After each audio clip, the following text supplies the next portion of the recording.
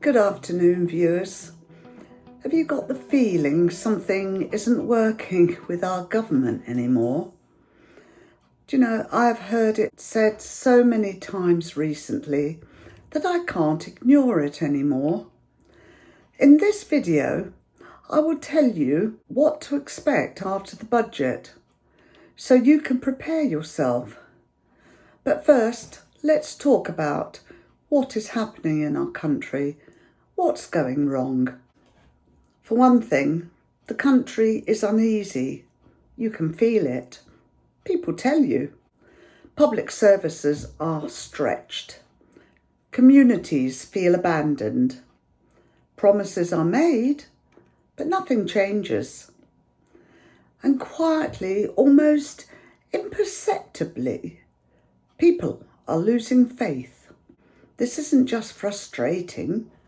It's recognition, a recognition that something deeper is broken in our policies, in our leadership, and in the very systems that govern our lives. Sir Keir Starmer came to power promising stability. Yes, calm, competence.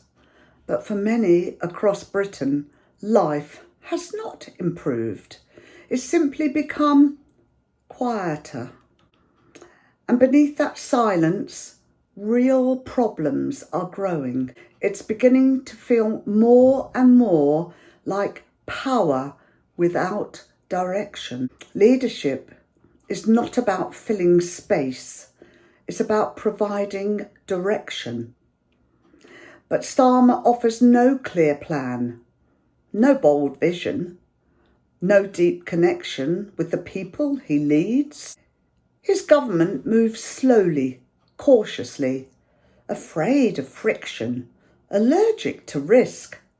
But in times like these, caution is not competence, it's paralysis. And when a leader hesitates, others move in. Behind the scenes, internal Labour factions are watching. Not to support Starmer, but to replace him, to reshape Britain in their own image, a more radical image, one the country never voted for. Angela Rayner, the activist wing, the shadow of 2019. These are not fringe voices. They are waiting in the wings, ready to pull the government hard to the left if Starmer stumbles. And stumble he will. We're not talking about moderate reform.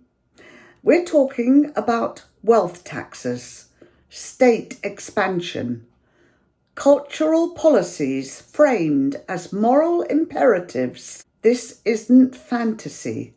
It's the next phase of Labour if Starmer loses control, and he will, because the signs of that loss are already here. A Prime Minister who commands little authority, a cabinet without weight, and a party whose centre cannot hold. The power doesn't lie with cabinet any longer. It lies with the quangos who do not answer to the government or to the cabinet. Where is democracy? It's a cabinet without weight and a party whose centre cannot hold. But something else is happening, something no one in Westminster seems ready for, and that's our young people, particularly our young men. They're not playing along. Let me tell you, they're not falling in line with the traditional narratives. They're not buying into the progressive scripts. They are questioning everything, from economic policy to identity politics, to the credibility of media. And for the first time in decades, the future no longer looks reliably leftward. What's emerging isn't extremism, it's independence. curiosity, a refusal to be managed. And that refusal is growing.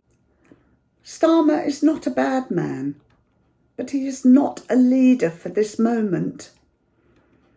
We have a leadership in a crisis. Leadership in a crisis must be bold, clear, and decisive. Instead, we have hesitation, calculation, and silence. Starmer's cabinet is built to survive headlines, not to shape history. His policies are vague, his authority untested. In a time of national uncertainty, he is managing decline, and decline that is managed is still decline. So what happens if Starmer fails? He won't be replaced by a moderate. He'll be replaced by the movement that's waiting to take over. A harder left Labour, populist economics, radical redistribution, wealth taxes that punish aspiration, regulations that choke growth, a cultural agenda enforced by state-backed morality. This isn't speculation, it's what's already being discussed behind closed doors.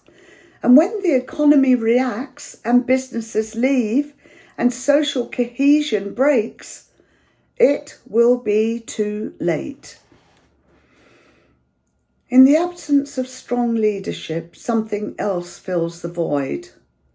The system itself, bureaucrats, advisors, quangos, civil service staffers who are unaccountable to voters. When politicians hesitate, these quiet operatives do not. They shape laws, language, and lives from behind the curtain. Democracy doesn't vanish overnight. It fades when no one leads. An unelected power steps in to do the job instead. And under Starmer, the vacuum grows every day. This isn't just about Labour, or Starmer, or the next election. It's about whether Britain is still governable. We face inflation, immigration crisis, youth unemployment, a housing market locked to an entire generation, and a culture increasingly divided. And our global context?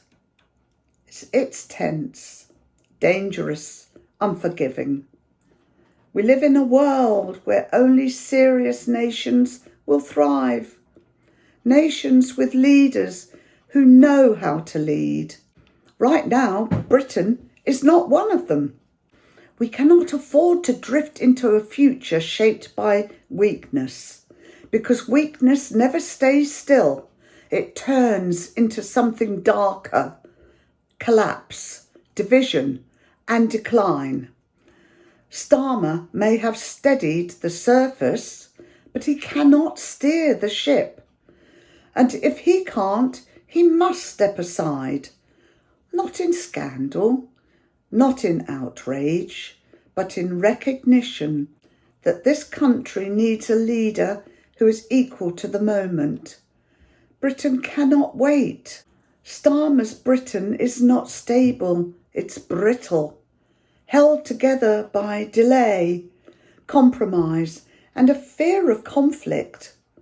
And underneath, real power is shifting to unelected voices, to radical voices, to factions the public never chose. Democracy fading, democracy lost. This is not sustainable, and it's not safe.